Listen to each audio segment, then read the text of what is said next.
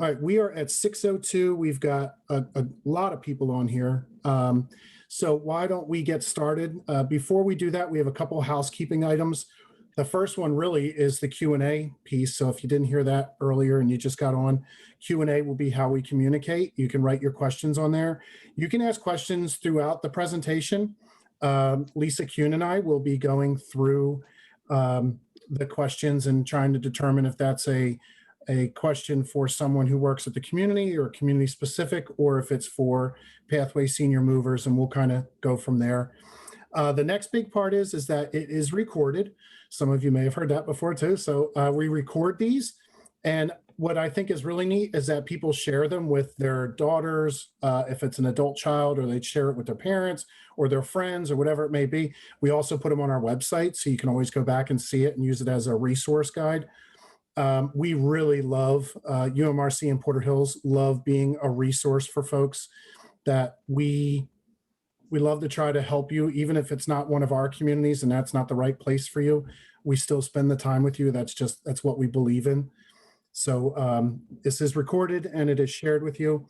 As we go through, there will be some poll questions as well. So I invite you to participate. I think it's really helpful for us to get feedback from you, especially on a digital platform like this, where I can't see faces, and when you're making faces or agreeing or nodding. So any questions you have would be great.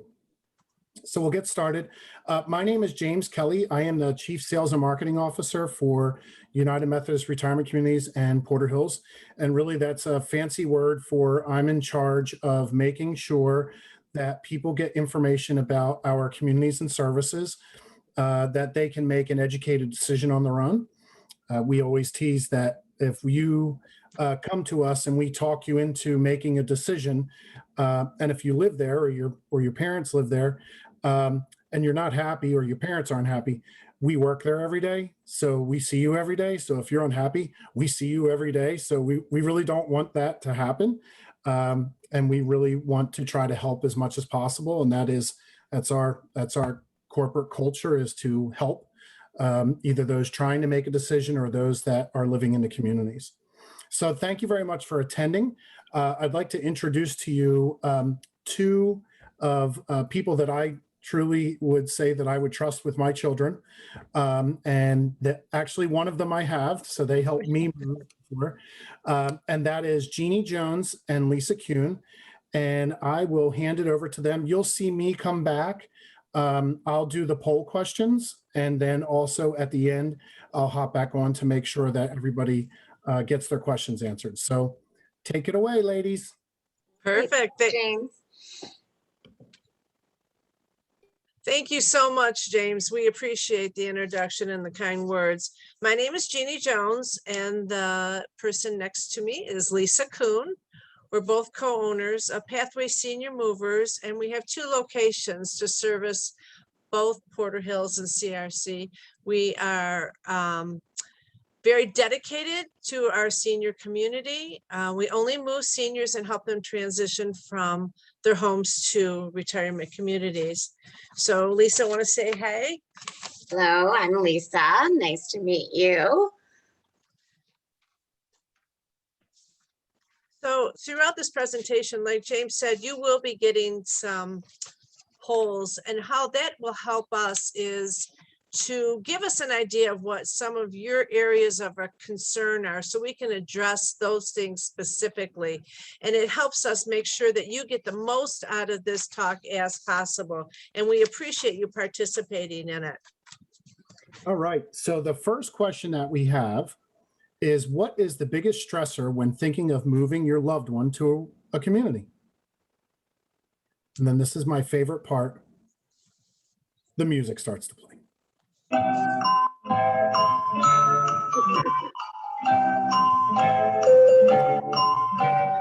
In your head for the rest of the evening.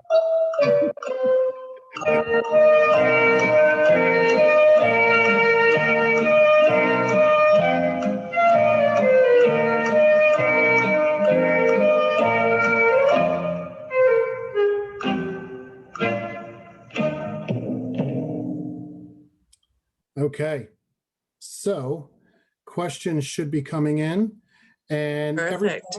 see that. So you can see that successfully transitioning from a home to a community is the number one concern. That's 53%. Next really is downsizing. So selling the home and convincing them, selling the home is really more of a realtor's issue, right? And convincing them is hopefully what we do as an organization to help you, give you the time to say, this is why making a move is important. But this downsizing and successfully transitioning sounds like Yeah. just right for Jeannie and Lisa. So great answers. And really, those are very common concerns and answers. This isn't something that happens overnight. And it's not something that was thought about lightly. You're making a great decision because there is no wrong decision in a situation like this. By coming to an event like this, it just starts to help the process.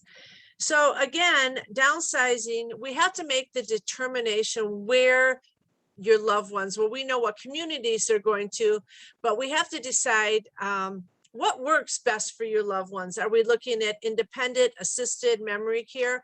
Because each transition is specifically designed for the resident that's moving. So let's talk a little bit about how to downsize. We establish a timeline with everybody we meet with. And for example, before we get to that timeline, we have to make a determination of where are we going. So we're not medical professionals, but to get you to this talk right now, these are some of the questions or some of the trigger things that may be happening in your household or with your family. That may give you some signs that it's time to make this decision because these are concerns.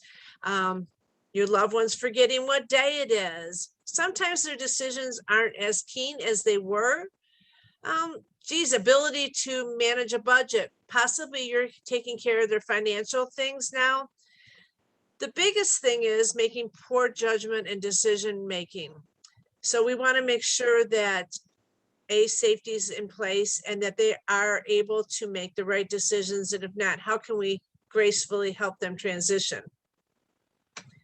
So on the next screen,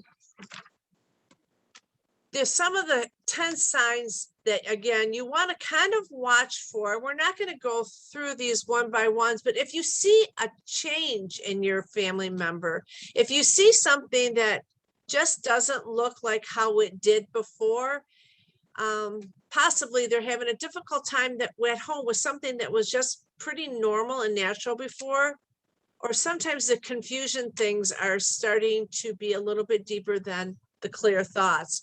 Those are some of the things that you would want to get professional opinions on and get the community involved in helping you assess where is the best place for your loved ones, at what level of care will they need. So going on, we talk a little bit about some of the things that they're looking at. You know, are they losing things? Again, the poor judgment. A lot of the big things is they withdraw from the social activities. They maybe want to be by themselves a little bit more or a lot more. Those are one of the big flags that we want to look at. A change in mood or personality. And one thing that's very important that you understand as a loved one is these are not things that they can control. These are not things that they may or may not notice a difference in.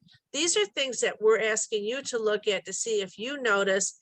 And if in fact you can say yes to these, then let's start to take some other steps to educate yourself and other family members on what is the right thing to do next. So we're going to talk a little bit about how to do the transition of a loved one who has memory issues or dementia going into either assisted or into memory care.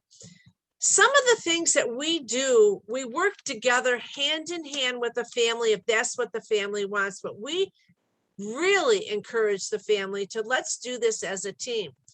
And what's nice for you is that you do have the community and you do have Pathway and we do have you that work together to make great decisions on what's going to work in this transition.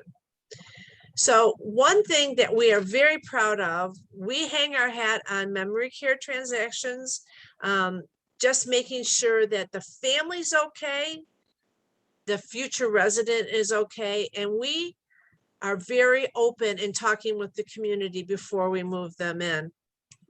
So how do we do that? Lisa and I will come to the home with you, and we will kind of walk through things. So what are some of the things that your mom and or dad or brother or sister or uncle like? What can we do to make this transition seamless? So quickly, you just got another real quick poll. What prompted you? So again, we know what direction you'd like us to see this webinar go. What prompted you to attend this webinar? If you could answer that real quick, we'll go right to the next step.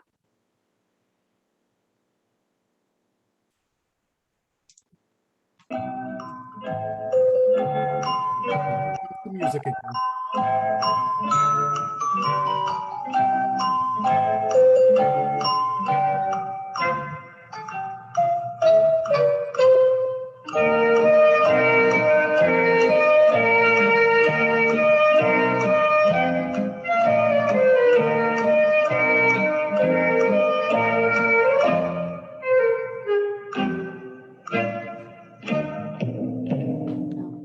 All right. I don't know if it's just me, but when that happens, I feel like I'm a little teapot. Tip me over and pour me out. Yeah. Just- Yeah. oh boy, this is a little tight here. All right. Um, My loved one is no longer safe living alone. That's Yeah. tough. That's important. That's now. That is a immediate need. Follow closely behind, but I don't know where to start with my loved one's home. And then I have a loved one with dementia. So good questions here, or good responses, I should say. So going right to my loved one is no longer safe at home. We have different levels of urgency. We have different levels of, okay, what steps are we going to take? If someone is no longer safe at home, what we do is let's go in and see how quickly, again, the community and pathway work hand in hand. Let's make this happen. Let's get them safe. Let's get to a point where the family is not stressed or worrying. So what we do is go into your home. Again, every move is tailored specifically to your loved one and your family. So if they're not living safe at home, we have set it up so both locations have blocked off several hours a week for this kind of situation. My mom or dad can't come home from, respite. We need to move them directly into a community. So we have allocated about 4 or 5 hours specifically holding that open in case things like that ever happen. So that should be off your worry list. Again, we want to keep you involved as much as possible on making these moves. A lot of times we have a lot of different opinions. We do respect everybody's opinions, but safety is first. Your parents, your loved one, their opinion does matter. We do get them involved. When we come to the house to make a decision, I'm going to give you an example of a very recent move. We had some very upset children. Nobody likes when this happens. It's very emotional. But what we try to do is, please understand, we're doing the right things. So how can we make the best of this situation so things are happy? Lisa and I had 3 crying daughters in the hallway, and we said, please just trust us. We went to the house. We sat in the chair where our future resident sat in, and we took pictures of everything that they were looking at on both angles. We measured from where she was sitting to where the remote was on her end table. We made measurements on the other side where her box of Kleenex was. What pictures were they looking at? What was their vision? So when we got to the new home, I said, please trust us. That chair was in that spot. What she saw when she sat down was what she saw at home. She sat down in the chair, reached over without taking her eyes off of what's in front of her, grabbed the remote, turned the TV on, grabbed the tissue, and looked at her kids like, what are you doing here? So we take it down to that detail of what is important, what makes this transition work, what kind of music do you like, what is familiar surroundings. You can go one more screen for us. What are some of the familiar surroundings that you see? You have to remember that there's going to be a tremendous amount of emotions in this move. You know, you're going to be happy because you're going to know that you have a team that is going to care for your loved ones. They're all trained, they're all professionals, they're all compassionate. You're going to have I'm second guessing myself, am I making the right decision? And you're going to have the anger. Why am I having to make these decisions? And a bit of frustration just because that is part of it. But what we try to do is turn it into more happy and relaxed. So some things that we suggest that we do, and this is, we ask a lot of questions of anybody we can to gather as much information. So is your loved one a morning person or an afternoon person? Well, if they don't wake up until 1 o'clock in the afternoon, we certainly aren't going to schedule your move for 8 o'clock in the morning. That's not fair to anybody, the community, your loved one, or us, because they're not prepared. We want to try to keep them in the pattern that they're currently used to. So when we go to the community to move a loved one, we do set the stage first. We talk to the staff at the community to let them know this is what we're working with. So you can go to the next screen. So when you get to the new community, you have to allow for some quiet adjustment time for your loved ones. We don't want everybody in the family to come visit and see how grandma's doing. We want to give them some time to adjust. We want to create an environment that is peaceful but happy, and it is surrounded with things they like. So for instance, they suggest of our photos, we usually like to have current photos that we can have out and of all family members, but we also like to have pictures that we can switch out. So the memory is stimulated by different situations. And we as family, and also your team at the community is more than happy to help you with that. We also ask, you create some activity boxes. With the activity boxes, what would be in it? Is it books that they like to read? Is it crossword puzzles? Is it a game? Is it a rosary? What is it that we can take out of that box at different times for them to look at, use, feel, touch to stimulate things? And again, we will know ahead of time at what level we're going to be having their new home in. A lot of our residents have the Bose stereos. That was the thing of their, do they like to listen to jazz? Do they like to listen to Irish music? What is it? But when they walk into the room, it's not a bad idea to have that on. It just is a familiar thing that creates a calm environment. So going back on, what we look at is when we come out for a consultation, we establish a timeline. Okay, if we have somebody that's no longer safe at home, your timeline may be 1 week, which is fine. Very, very doable. It may be 3 days. Still fine, very doable. What needs to happen in those 3 days? We need to find what's familiar. We need to determine what's their favorite clothes. What are we going to need there? And then after they are secured and at their new community and happy, and we've got a great team helping, then we're going to come back to the house and address some of the other questions that you have been brought up in your polls. What do I do with everything else? We have multiple solutions for that, multiple, and we find the right solution that is best for you and your family.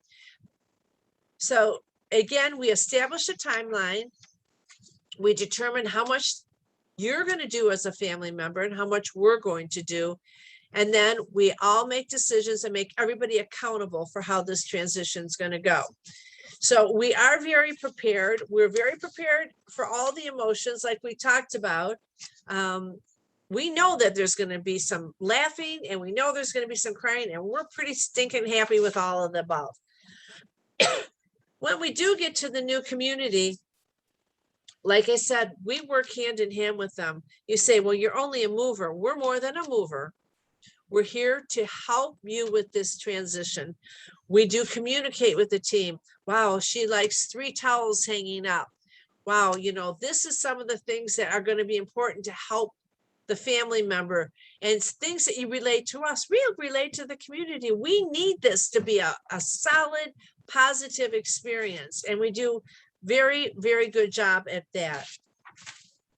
After you get to your family member to community, you let the community know how involved you want. Your loved one's going to need a couple days to adjust, but don't disappear. You do what you're comfortable with, but let the community know so they're aware and they can help guide your loved ones. The transition sometimes can be very, very simple with the amount of support they have. It works out very well. One thing that's very important is your family members probably can read you better than anybody else. If they see you angry, they're going to sense that. So you try to keep on that happy face to the best of your ability, and let us know that, this is what you're struggling with. Let the community know, I'm going to be coming for dinner for a couple of days to make sure that mom or dad are getting everything right. They'll be prepared for you. Let your family know you're going to be coming for dinner. So communication is very well. Again, we talked about the happy face. Leave notes. Let them know, I'll be back tomorrow. Things like that, things that we can kind of make sure that they feel secure. We do about 220 senior moves a year. We hang our hat on the memory care and assisted living. We offer suggestions on what works in both.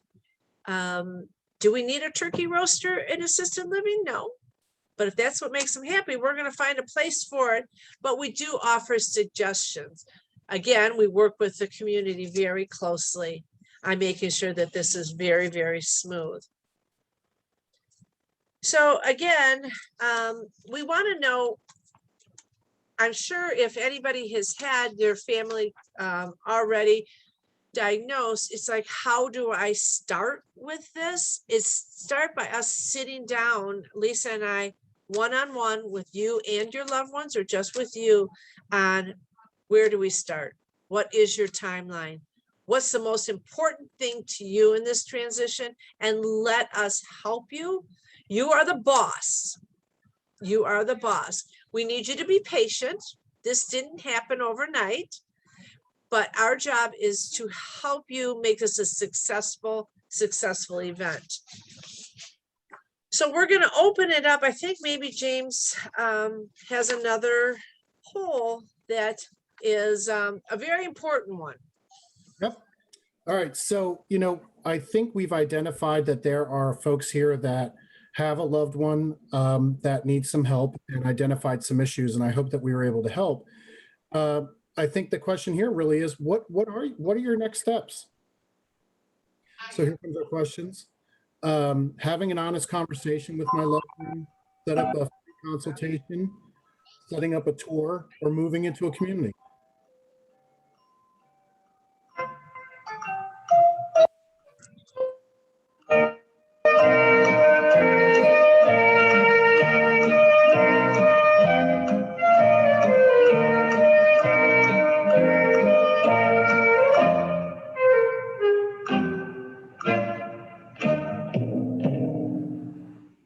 All right, so let's see what the answer is here.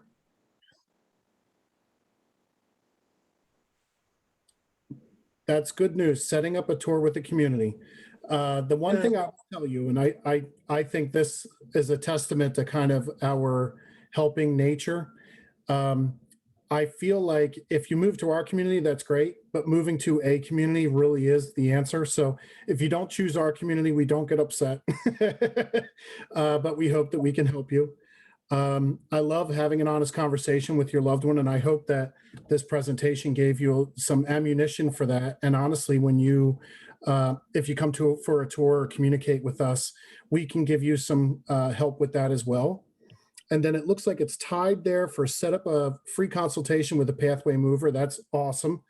I think they can help you a ton. And then moving into a community. So I think this makes me feel good. Like I feel as if we've helped people on this one. There was a couple of questions up here. Lisa, I think you were going to answer the questions, right?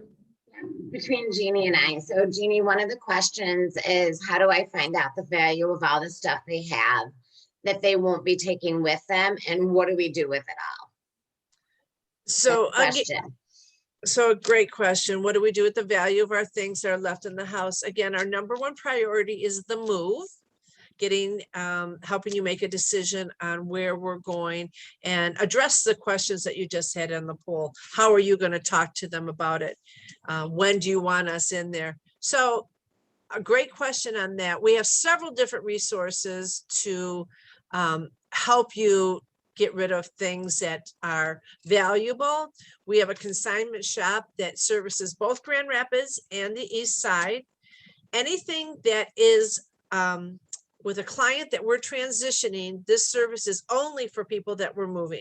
So nobody from the outside can bring their things here. So we have a very large consignment store. It's about 30,000 square feet. And this is where we bring things. So you don't have to have an estate sale. Nothing wrong with an estate sale, but it might not serve your needs. We bring your items here and sell them for you, and you get half. We have 6 staff members that do nothing but eBay, Etsy, and Marketplace. So things that are unusual, antique, vintage, easy to ship, they go on eBay and Etsy. It's a very powerful tool. We have the whole world as an audience. We just sent a set of China to Italy. It was wonderful. So we do have an answer for all of your concerns. So when we do your home visit, we're going to address, how do I prepare my folks for this, my loved ones for this? Again, in the timeline, are we going to sell the house prior to the move, after the move? You know, we're going to have a game plan, and we're going to the best of our ability, stick to it. We are prepared for change. So if all of a sudden things progress, we have to move faster or slower, we're going to do that. Thank you, Jeannie. Another one is, if my parents are of very sound mind, how should I suggest that they proceed? Well, if they're a very sound mind, hopefully you've had the conversation with them. And if you do need when you come tour the community, you let the community know prior what concerns you have, and they're very supportive about helping you. If they're a sound mind, you just do it together as a team. And we're sometimes the number one reason why somebody with sound minds does not take the step is they don't know where to start. Number 2 is they don't know what to do with their things.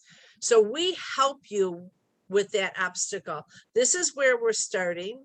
This is when we're moving. So what do we need to do along the way? And we determine, do we empty things out of the house prior to the move, after the move? We just tailor it to their needs individually. No 2 moves are the same. And another question, which you will love, is, do you have pianos? And do any communities allow a resident to have a piano in their room? We do move pianos.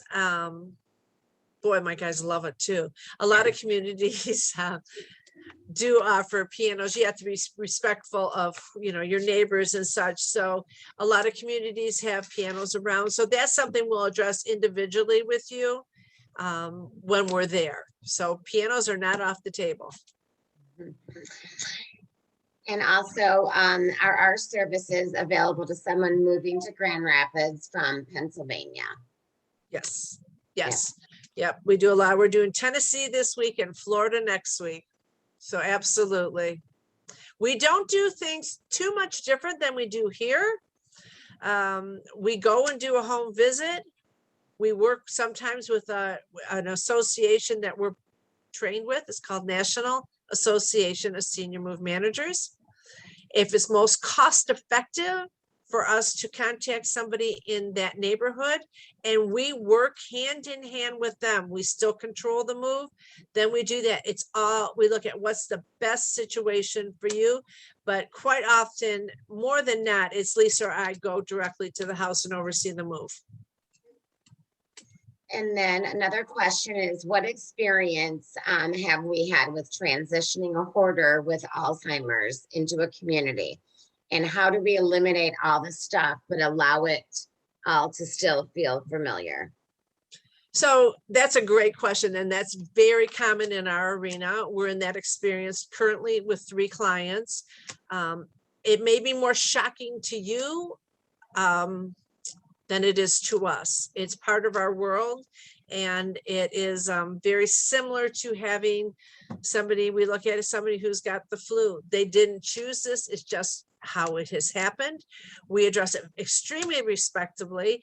We look at what is important to them and how can we not bring that habit with them to the new home, but how can we create a beautiful environment with going through those things, getting them there.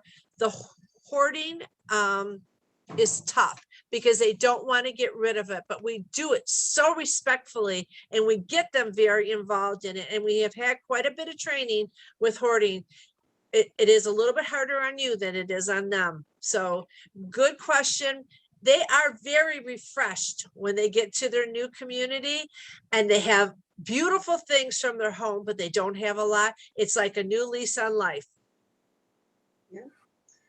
There's another question, James. I think this one is probably more for you. Please tell us about the wait list and how long are people waiting?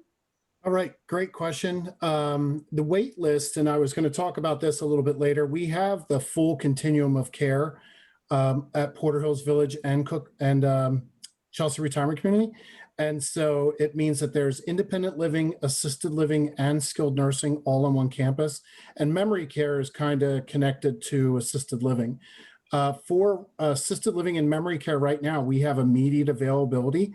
And I'll tell you, a big part of that is during COVID, a lot of people didn't want to move in or didn't want to move their loved ones in because we were very hampered by the visitation that was given by the governor. And so now that visitation has opened back up for the last few months, we do have a lot of interest from folks. I know Chelsea Retirement Community last month had 11 people move in. So we do not have a wait list at this time, but I think with this pent up demand, there may be. So if this is something you're interested in, I can tell you, people tell us on a regular basis, I wish I did this earlier. I wish I didn't wait so long. So I think that's probably the best answer that I have for you. And I hope that's helpful.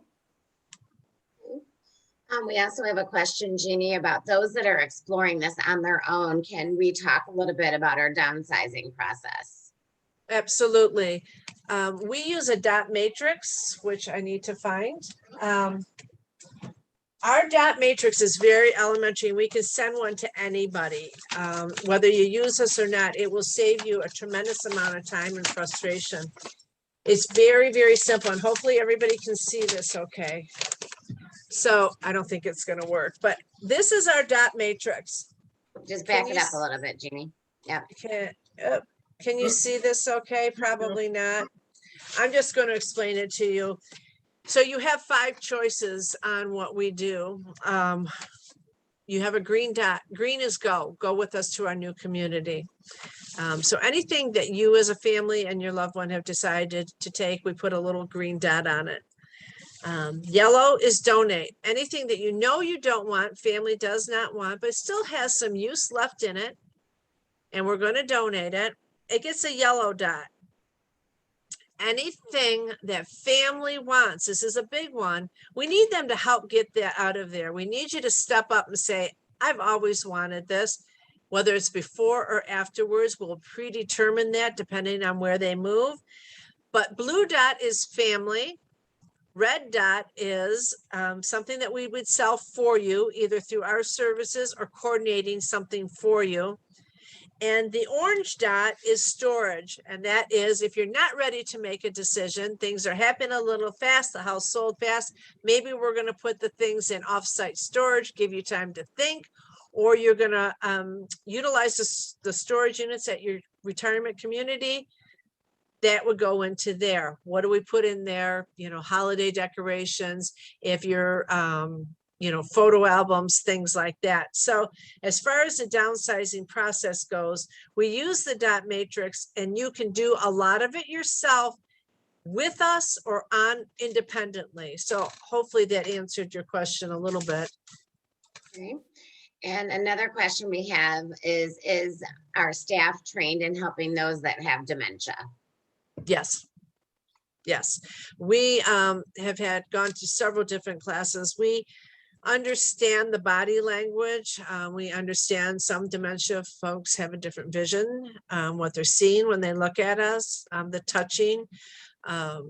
We look at it, you know, do they have that look like they simply have had enough for one day? That's okay. They also make sure that they have understand what's happening. But yes, I guess in a short story, yes, they have been trained on that. All Now, right. yeah, I'm going to kind of circle back around. We are not medical professionals. So we're senior move managers who we're the movers. We're the ones who are going to help you execute this process. Medical advice, you need to talk to a medical person. So, yes. This was great. I think we got to everyone's question. Oh, here's one more question, Lisa. How do you determine whether it's independent living or assisted living is appropriate? I think, James, that one's probably for you. Yeah, and I really appreciate that, Ms. Julie, because part of what I wanted to talk about at the end here is when we have this continuum of care, what I can tell you is there's times where we get a note, someone will come to us, and sometimes it's even them themselves, not the adult child, coming to us and saying, I need assisted living. My doctor told me I need assisted living. And we say, well, did you drive here? And they say, yes. And did you make your own breakfast? Yes. Did you get yourself dressed? Yes. Did you have any help this morning? No. But my doctor said I need assisted living. And so what happens is a lot of medical professionals don't understand the terms of independent living, assisted living, skilled nursing, I think they get. But what the doctor was referring to in this case, using the term assisted living, was saying that you probably would like some socialization. You may not want to drive all the time if you don't have to. You may want some meals. You may not want to have to cook all the time. You may not want to have to clean your house all the time. That's what the doctor meant by assisted living. But honestly, independent living means that you live on your own. And especially at Porter Hills Village, there's something called enhanced living. And enhanced living is kind of between independent living and assisted living, where you pretty much take care of yourself, but you want more meals. You may want 3 meals a day. You may need some help with some medications, maybe just someone there with you when you take a shower because you're nervous, that kind of thing. That would still be independent living. Assisted living means that, and this is my term, so don't kill me on this, but about 5 to 10 hours of care a week. And that means that you need help bathing, dressing, medication, personal hygiene, those kinds of things.